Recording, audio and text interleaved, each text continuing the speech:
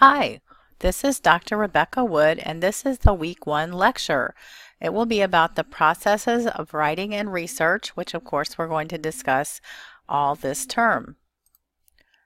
And so what do you already know about writing and research? So we're going to think about that as we begin. Welcome to our class, English 2005. And there will be 4 research papers assigned this term, and each assignment will work best when using organized research and writing processes. Fortunately, you can build on the skills you already have as both researchers and writers. So even if you haven't written very many or any formal research papers, you've already written some documents, some letters, some emails, some documents from work, so you know that we're going to build on those skills. And then when we write, it's often a good idea to think of it as speaking onto the paper or the computer screen. A lot of times we try to make our writing voice or our work sound fancier or special, but really we want to get the message across. So don't overdo it with the fancy language or the big words. So we're going to think about the topic, and the most important part of any paper or document that you're writing is what you think about your topic. And please make sure that your voice can be heard or imagined by the audience as they read the paper or essays, poetry, or stories if you decide to do creative writing. When you do research papers, please don't let the research material take over the paper to the point that your voice disappears. You don't want to put 2 quotes next to each other.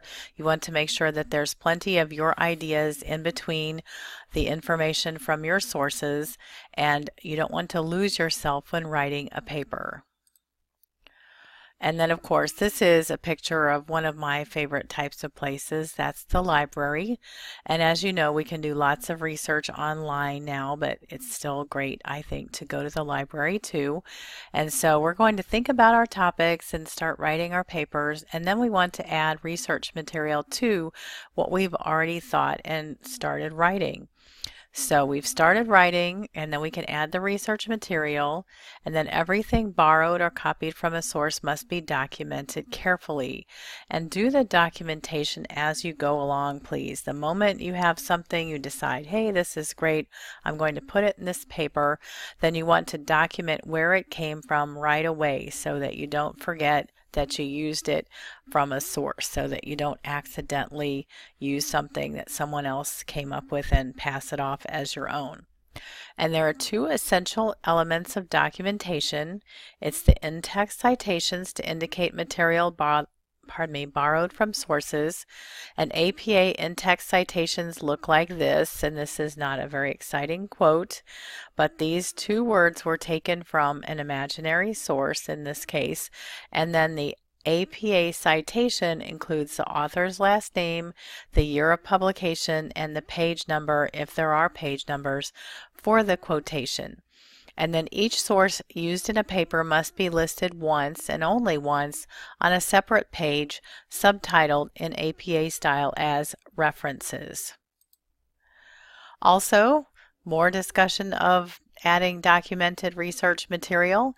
Documentation is discussed in detail in the Little Seagull Handbook, and here's a lovely image from Amazon.com, and I have attributed where I got all of the material, all of the images in my presentation, so I'm giving credit where credit is due. And then each week in this class we will have lectures and resources that contain information about writing, research, and documentation. Also, there's a great deal of detailed documentation information on the Purdue OWL website, and documented research material can include facts and statistics, summarizations of longer passages of text, paraphrases of sentences borrowed or taken and given credit for from the source, and then direct quotes from the sources, which I had a little illustration of already. And then we start on our writing process. What's the first stage? You know, we kind of have to go back and forth with the stages of writing. It's called a recursive process writing. And so what you're doing is you're choosing a topic. You want to know what the professor wants you to write about, What do you want to write about? And then do some preliminary research. Keep track of any information from your sources, as I said, that you are using or plan to use, even when you aren't even putting anything down on paper or on the computer screen. And then pre-writing, including brainstorming, mind mapping, free writing, and outlining. And we'll go into a lot of this in more detail in the class as we go along, but I always like to make sure I spend time pre-writing, thinking about what could go into my paper before I actually start writing the paper. And then middle stages of the writing process include research, and for practical matters, just always find at least one extra source more than is required by the assignment. And then you can email, copy, or print sources to yourself and keep detailed notes. Some people use note cards. I know that's very old school, but they still work and they still have them at the store. And also you can keep notes on the computer. There's plenty of different programs for doing that. And then drafting. Using your outline, begin writing what you know and what you have found in your research. Document everything from research carefully as soon as you place it in the paper. And I repeat this and repeat this. Please do not wait until later to document the material. It is extremely difficult and time-consuming to document material later after the fact. So please repeat this above steps as needed, and if we document carefully, we'll make our lives a lot easier in the long run. And then we get to the late stages of the writing process. Sometimes these stages can be kind of fun. We know we're near the end of the writing process, so that's a relief and it could be fun. But also it involves reading your own paper. And sometimes it can help reading your paper out loud. You may know what or you may think you know what's in that paper, but after you've made a lot of changes, it's hard to say, well, what's in there and what got left out. Re-outlining your paper can help reorganize it if it gets to be a little bit off track. Check for problems with the organization and logical progression of ideas. And it can be very helpful to have a trusted family member, coworker, or friend read your paper and make suggestions, as long as they do not take over the project or rewrite it for you.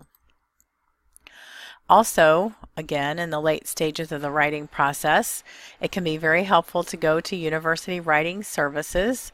At the end of the writing process, when you're doing your proofreading, your editing, that's a way that you can take what is pretty much a polished paper and have them help you polish it even more. And then also, as you're editing, whatever stage you're at, please make sure and look at the larger organization of ideas first. And then we get to pickier things like, does every single sentence have a main noun and verb? Fragments can be very distracting to the reader. Does every paragraph start with a topic sentence that gives the idea, an audience the idea of what the paragraph is about? And then also proofreading. This is the final step of the paper writing process. That's where we get fussy about grammar and run a spell check. You can read your paper out loud. This is where you can have your proofreading buddy, family member, friend, coworker help you by reading your paper and letting you know if there are any mistakes in it. By this time, it might be hard for you to find the mistakes yourself. And the very best stage of the writing process of all is where you've gone through all the familiar steps, again, possibly more times than you would like, and now it's time to turn in your paper. And so this is when you can have the mental fireworks and celebrate and turn your paper in.